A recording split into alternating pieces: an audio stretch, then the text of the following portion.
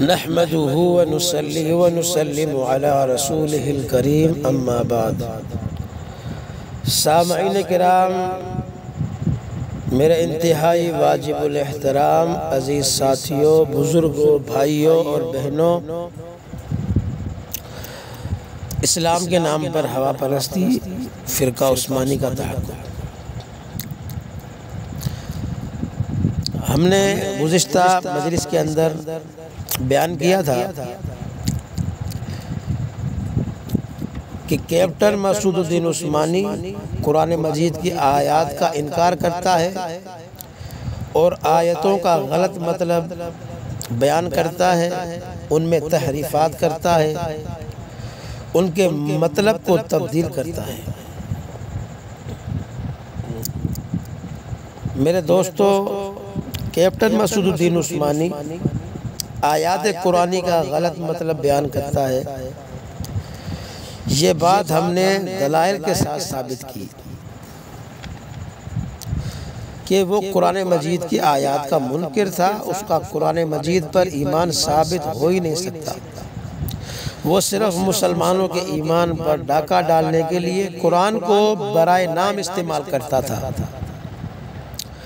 در حقیقت اس کا مقصد سادہ لوح مسلمانوں کو قرآن کی تعلیمات سے منحرف کرنا تھا، اور آپ کو بتایا جا رہا ہے کہ یہ شخص آیات قرآنیہ کا غلط مطلب بیان کرتا تھا اور من بھاتا مانا کر کے گمراہی کی گاڑی چلاتا تھا۔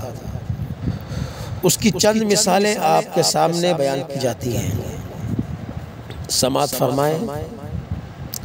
مثال نمبر 1، کیپٹن مسعود الدین عثمانی نے اپنے دماغ سے یہ مسئلہ گھڑا کہ علماء، مدرسین اور جو مساجد کے ائمہ ہیں ان کی تنخواہیں ناجائز بلکہ حرام ہیں، اور ثبوت کے لیے قرآن کی آیت پیش کی وَلَا تَشْتَرُوا بِآيَاتِي ثَمَنًا قَلِيلًا،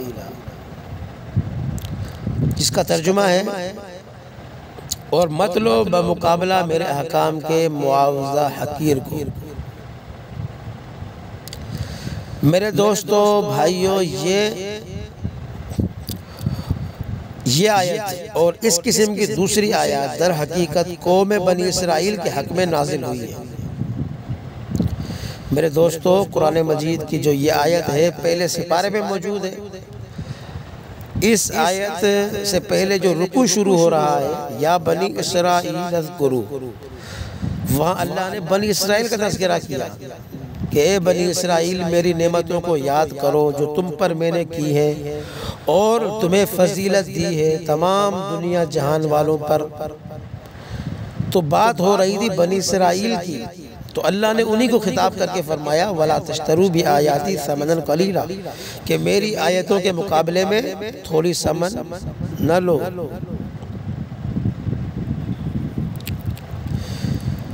کیونکہ وہ لوگ یعنی بنی اسرائیل اللہ تعالیٰ کی کتاب اور اس کی آیات کے نام پر رشوتیں لیا کرتے تھے۔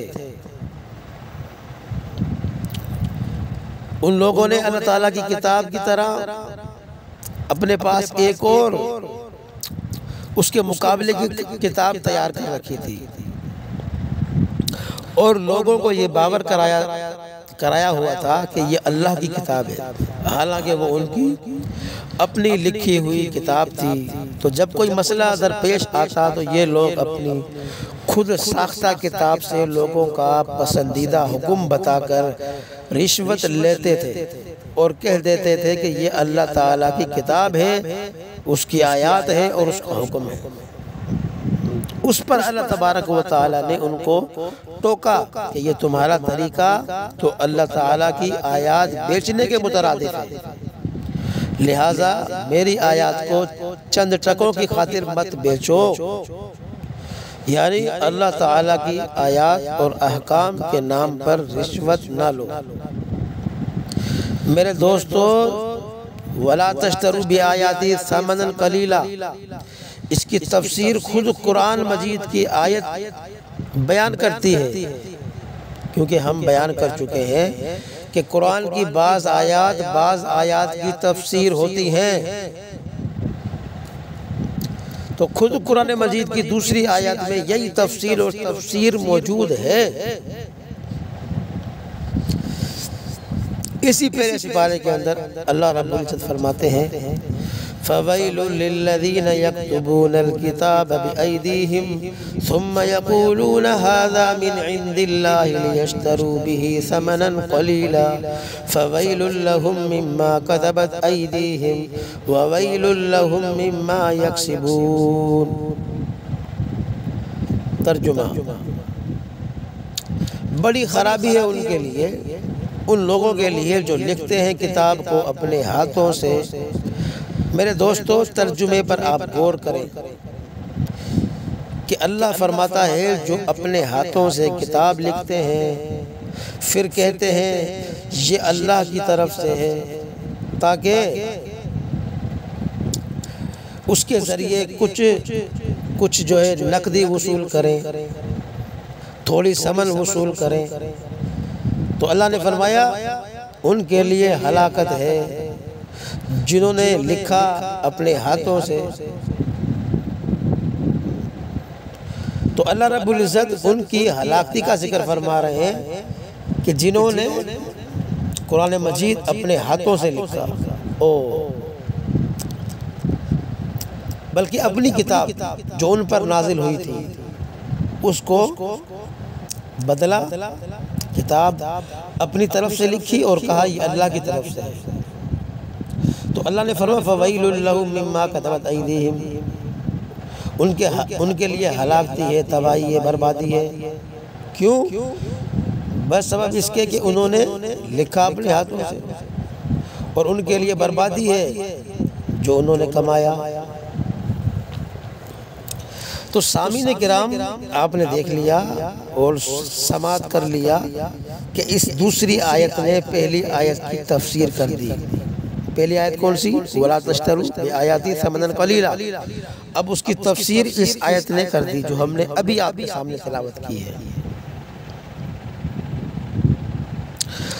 کہ اللہ تبارک و تعالیٰ کی آیات اور کتاب کے نام پر غلط حکم بتا کر رشوت لینا گویا اللہ تعالیٰ کی آیات کو بیچنا ہے۔ تو معلوم ہوا اس آیت اور اس قسم کی دوسری آیات کو علماء، مدرسین اور ائمہ مساجد کی تنخواہوں سے کوئی تعلق نہیں ہے، لیکن کیپٹل صاحب نے ان آیات کا غلط مطلب بیان کر کے تنخواہوں کو ناجائز کر دیا۔ اس سب کے باوجود عمل بالقرآن کا دعوے دار بھی ہے۔ میرے دوستو، مزید آپ کی تسکین کے لیے مذکورہ بالا آیت کا مطلب مفسر قرآن مفتی اعظم پاکستان حضرت مولانا محمد شفیع رحمۃ اللہ علیہ کی زبانی سنتے ہیں۔ وہ کیا فرماتے ہیں؟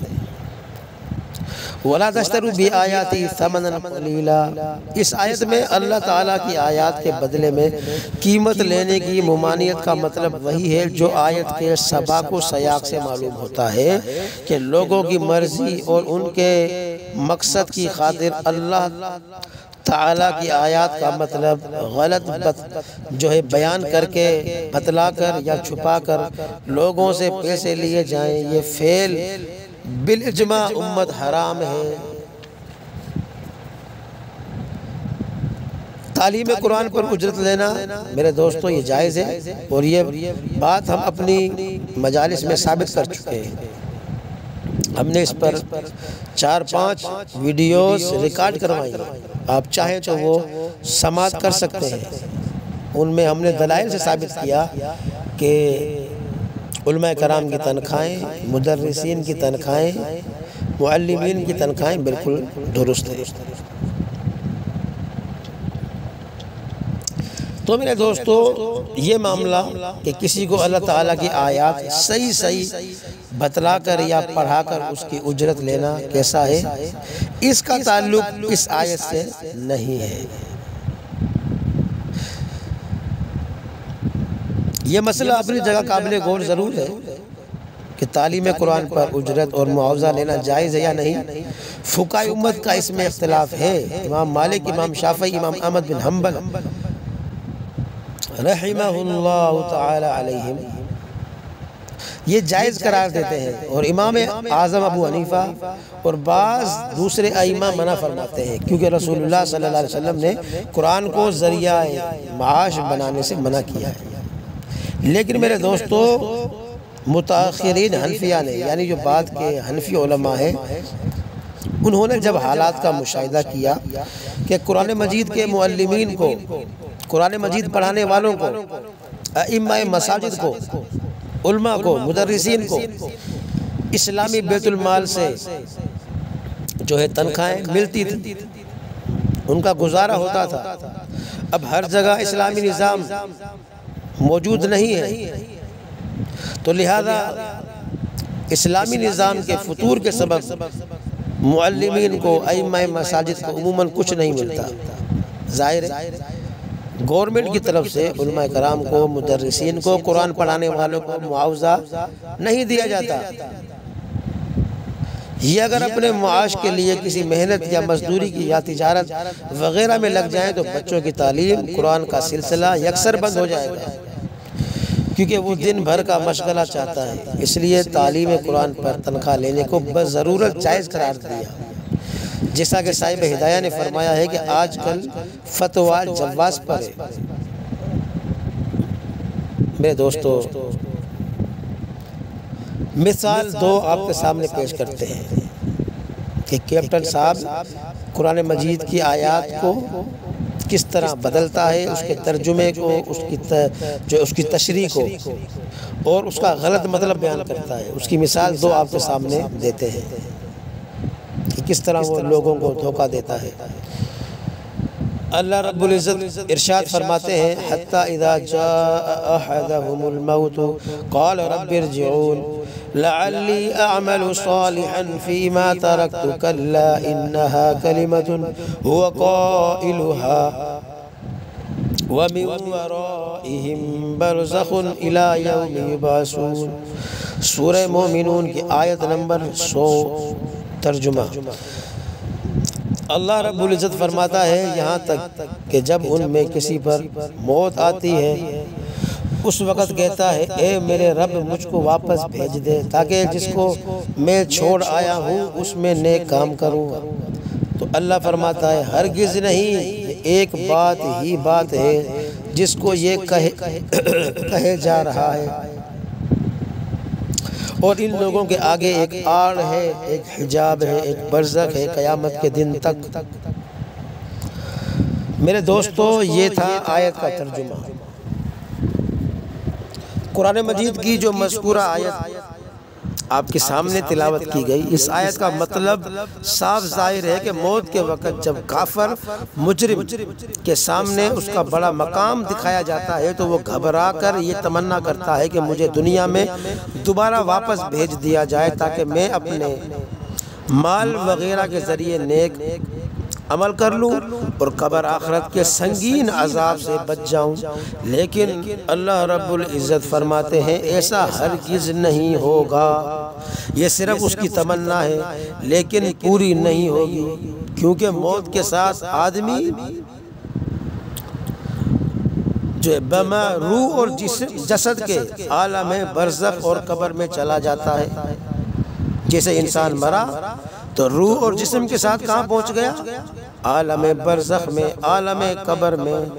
اب اس کو برزخ سے دنیا کی طرف دوبارہ واپس نہیں بھیجا جاتا، چاہے وہ کتنی آرزو بھی کرے، جتنی آرزو کر لے، کچھ نہیں ہوگا۔ تو معلوم ہوا کہ بندہ مرنے کے بعد دوبارہ دنیا میں دنیاوی زندگی کے ساتھ واپس نہیں آ سکتا، کیونکہ یہ اللہ تعالیٰ کا قانون ہے کہ وہ مردہ انسان کو دوبارہ دنیا میں نہیں آنے دیتے۔ ہاں، قدرت اللہ کی وہ علیحدہ چیز ہے۔ لیکن میرے دوستو، کیپٹن صاحب نے اپنی کتابوں اور رسالوں میں اس آیت کا یہ مطلب بیان کیا ہے کہ عالم قبر اور برزخ میں مردہ جسم کی طرف نہ روح کو لوٹایا جاتا ہے، نہ روح کا تعلق ہوتا ہے جسم کے ساتھ، اور نہ ہی اس مردہ انسان سے حساب ہوتا ہے۔ جسم انسان کا قبر میں دفن ہوتا ہے، اس سے کوئی حساب کتاب نہیں ہوتا، نہ ہی قبر میں جزا اور سزا ہوتی ہے، بلکہ اس مردہ انسان میں کسی قسم کی حیات نہیں ہوتی۔ میرے دوستو، یہ کیپٹن صاحب کہتا ہے، حالانکہ آپ نے احادیث سنی ہے، بے شمار احادیث ہیں جن میں یہ بتایا گیا ہے کہ آپ صلی اللہ علیہ وسلم نے فرمایا مردے کو قبر میں بٹھایا جاتا ہے، اس سے سوال جواب کیے جاتے ہیں۔ آپ نے فرمایا اس قبر کو مٹی کا ڈھیر نہ سمجھو، یہ جنت کے باغیچوں میں سے ایک باغ ہے یا جہنم کے گڑھوں میں سے ایک گڑھا ہے۔ یہ فرمان رسول ہے، یہ کہاں جائے گا؟ تو آپ نے کس قبر کے لیے فرمایا؟ یہ اسی دنیا والی قبر کے لیے فرمایا ہے۔ لیکن کیپٹن صاحب ان چیزوں کا انکار کرتے ہیں، اس کے ماننے والے جو اندھی تقلید کرنے والے وہ بھی انکار کرتے ہیں، اور علماء کرام کے ساتھ، اہل حق کے ساتھ بحث مباحثہ کرتے ہیں، جنہیں قاعدے کی الف بے کا پتہ نہیں ہے۔ حالانکہ قرآن مجید کی 50 سے زائد آیات اور سینکڑوں احادیث صحیح سے قبر کی حیات اور جزا اور سزا ثابت ہے۔ آپ علماء کرام کی کتابوں کا مطالعہ کر سکتے ہیں۔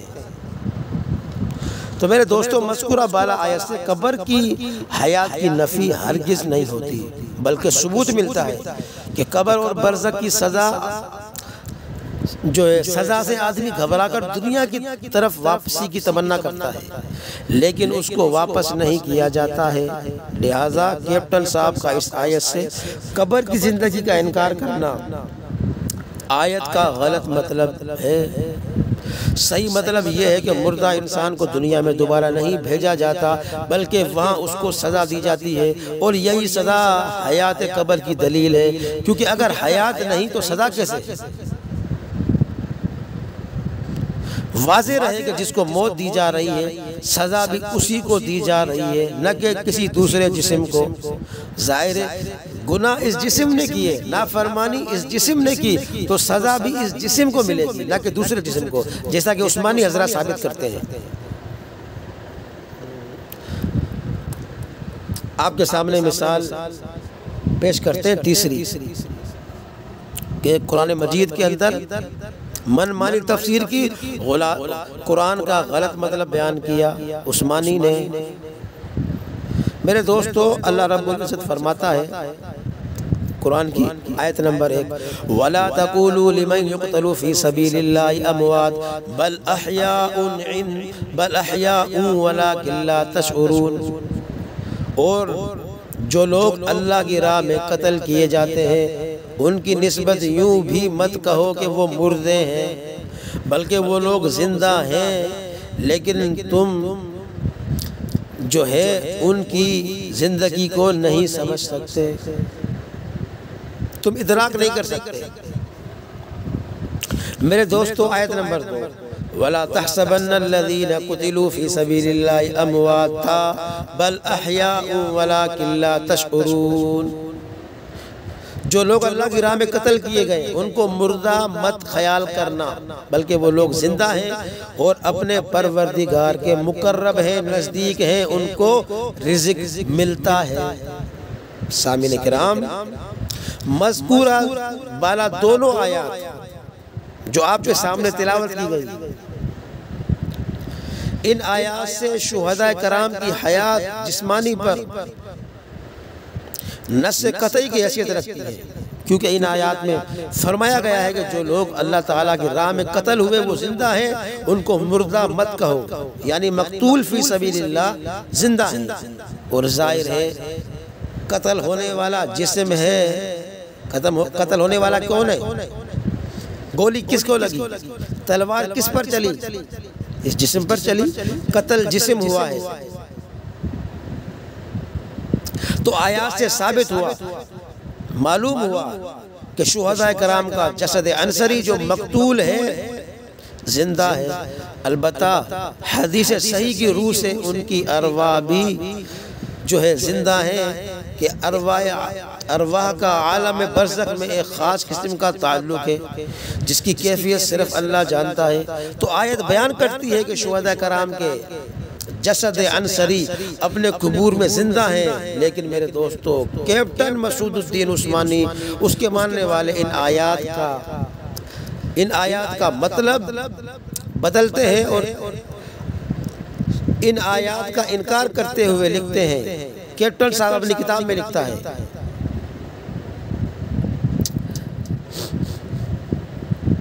وہ ایک رسالہ ہے جس کا نام ہے نبی کریم صلی اللہ علیہ وسلم اور شہداء اللہ کے پاس زندہ ہیں، قبروں میں نہیں۔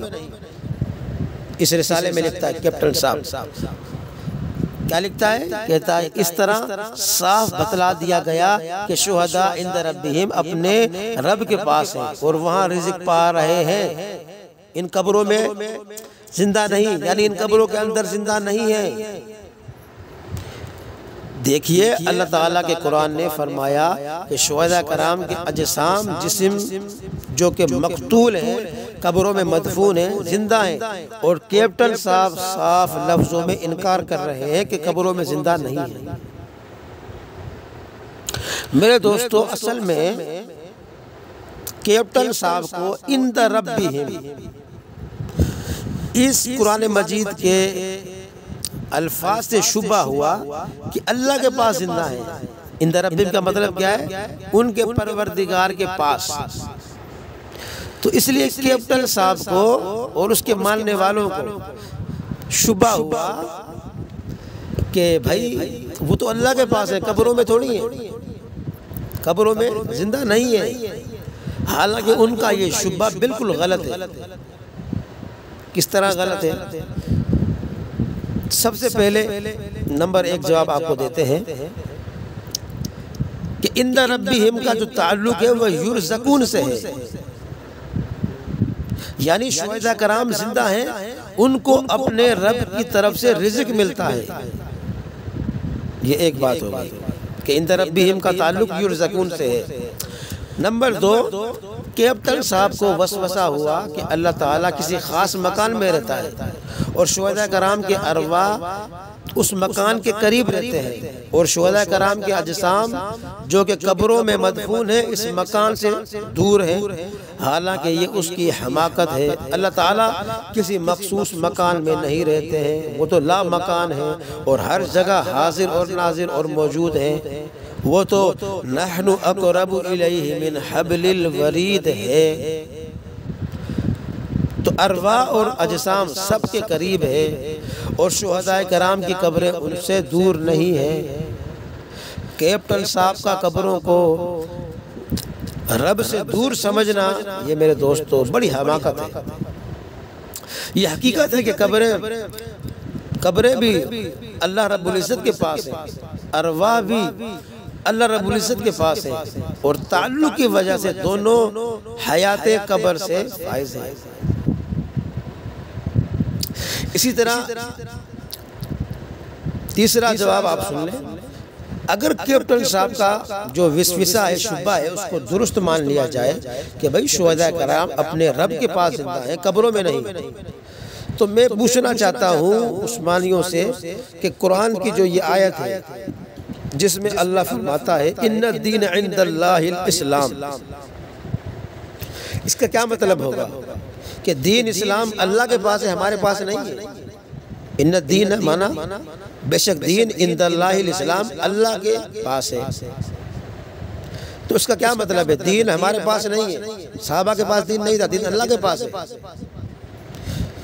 قرآن مجید کی دوسری آیت اللہ تعالیٰ ارشاد فرماتے ہیں وَقَانَ عِنْدَ اللَّهِ وَجِيهًا، یعنی حضرت موسیٰ علیہ السلام اللہ تعالیٰ کے نزدیک عزت والے تھے، عظمت والے تھے۔ تو کیا اس آیت کا مطلب یہ ہوگا کہ موسیٰ علیہ السلام اللہ کے نزدیک تو عزت والے تھے اور ہمارے پاس عزت والے نہیں تھے؟ معاذ اللہ، نہیں ہرگز نہیں، آیت کا یہ مطلب نہیں ہے، بلکہ ایسا مطلب بیان کرنا تو قرآن مجید کی تحریف ہے۔ مطلب یہ ہے کہ حضرت موسیٰ علیہ السلام اللہ کے نزدیک بھی عزت والے ہیں اور ہمارے نزدیک بھی عزت والے ہیں۔ اسی طرح شہداء کرام اللہ کے نزدیک بھی زندہ ہیں اور ہمارے ہاں بھی زندہ ہیں۔ معلوم ہوا کیپٹن صاحب نے حیات شہداء کی آیات کا غلط مطلب اور غلط معنی کیا ہے۔ میرے دوستو، مثال نمبر 4 آپ کے سامنے بیان کرتے ہیں۔ قرآن کریم میں اللہ تعالیٰ ارشاد فرماتے ہیں وَالَّذِينَ يَدْعُونَ مِن دُونِ اللَّهِ لَا يَخْلُقُونَ شَيْئًا وَهُمْ يُخْلَقُونَ أَمْوَاتٌ غَيْرُ أَحْيَاءٍ وَمَا يَشْعُرُونَ أَيَّانَ يُبْعَثُونَ۔ ترجمہ: اور جن کی یہ لوگ خدا کو چھوڑ کر عبادت کرتے ہیں وہ کسی چیز کو پیدا نہیں کر سکتے، وہ خود ہی مخلوق ہیں، مردے ہیں، زندہ نہیں، اور ان کو خبر نہیں کہ مردے کب اٹھائے جائیں گے۔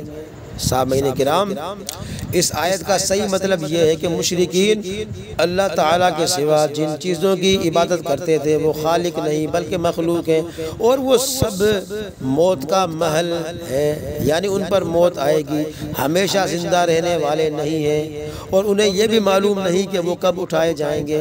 تو اموات غیر احیاء کا مطلب یہ ہے کہ ان پر موت نے آنا ہے، کیونکہ وہ موت کا محل ہے، ان پر موت آ چکی ہے یا پھر ضرور آئے گی۔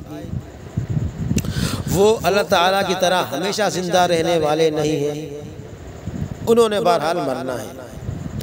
تو مذکورہ بالا آیت کا صحیح مطلب ہے جو ہم نے آپ کے سامنے بیان کیا، لیکن کیپٹن صاحب نے اموات غیر احیاء کا ترجمہ ایک جگہ یہ کیا ہے کہ موت کے بعد وہ بالکل مردہ ہیں، ان میں جان کی رمق باقی نہیں ہے۔ یہ رسالہ ہے اس کا وفات ختم الرسل صفحہ نمبر 2 پر ترجمہ کر رہا ہے۔ کون؟ کیپٹن صاحب۔ ترجمہ دیکھو کس طرح کر رہا ہے کہ موت کے بعد وہ بالکل مردہ ہیں، ان میں جان کی رمق باقی نہیں ہے۔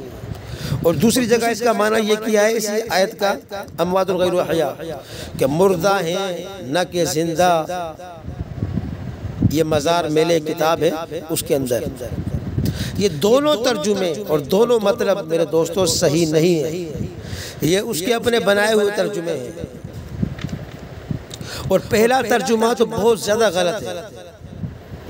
حقیقت یہ ہے کہ ان آیات سے موت کے بعد کی زندگی کی نفی نہیں ہوتی، بلکہ خود یہ آیت موت کے بعد ایک خاص قسم کی زندگی کی دلیل ہے، کیونکہ آیت کے آخر میں اللہ رب العزت فرماتے ہیں کہ ان کو یہ شعور نہیں کہ وہ قبروں سے کب اٹھائے جائیں گے، یعنی ان کو قبروں سے اپنے اٹھنے کا شعور نہیں، جزا سزا کا شعور ہے، اور یہ شعور حیات کو مستلزم ہے، ثابت کرتی ہے۔ دیکھیے کیپٹن صاحب جس آیت سے حیات قبر کی نفی کرنا چاہتا ہے وہی آیت حیات قبر کی دلیل ہے، اور کیپٹن صاحب کا یہ مطلب قرآن مجید کی 50 سے زائد آیت کے بھی مخالف ہے جن سے قبر کی ایک خاص قسم کی زندگی ثابت ہوتی ہے۔ میرے دوستو، آج کی مجلس کے اندر اتنا ہی کافی ہے، مزید ہم اور بھی آپ کے سامنے مثالیں پیش کریں گے کہ کس طرح کیپٹن صاحب نے قرآن مجید کے جو مطالب ہیں، قرآن مجید کی تفاسیر میں کس طرح تحریفات کی، ان کا غلط مطلب بیان کیا ہے۔ انشاءاللہ بیان کرتے رہیں گے۔ اللہ سے دعا ہے کہ اللہ تبارک و تعالی ہم سب کو قرآن پر عمل کی توفیق عطا فرمائے۔ وما علینا الا البلاغ المبین۔